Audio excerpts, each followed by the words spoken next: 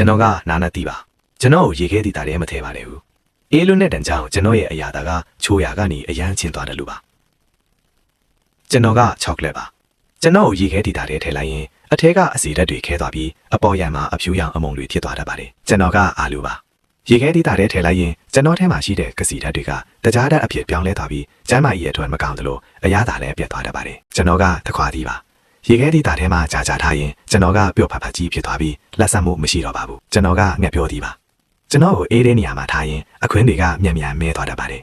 အခါအပူချိန်မှာထားတာကအကောင်းဆုံးပါပဲကျွန်တော်ကတရက်သီးပါရေခဲတီတာထဲထည့်လိုက်ရင်ကျွန်တော်ရဲ့ထူခြားတဲ့အနံ့နဲ့အရာသာကလျော်နေသွားပြီးစားလို့မကောင်းတော့ပါဘူးကျွန်တော်ကကြက်သွန်နီးပါရေခဲတီတာထဲမှာထားရင်ကျွန်တော်ရဲ့အာဟာရဓာတ်တွေဆုံးရှုံးသွားနိုင်တယ်လို့အနံ့လည်းပြင်းသွားတတ်ပါတယ်ကျွန်တော်ကခရမ်းချင်သီးပါအေးလွန်းတဲ့နေရာမှာထားရင်ကျွန်တော်ရဲ့အသားကပျော့ဖတ်သွားပြီးစားတဲ့အခါအမုံအမွားတွေလိုခန်းစားရစေပါတယ်ကျွန်တော်ကိုရေခဲတီတာထဲရင်တော့ကျွန်တော်ရဲ့အဆိုဓာတ်တွေခန်းလျှော်သွားပြီးညှိုးနှွမ်းသွားပါလိမ့်မယ်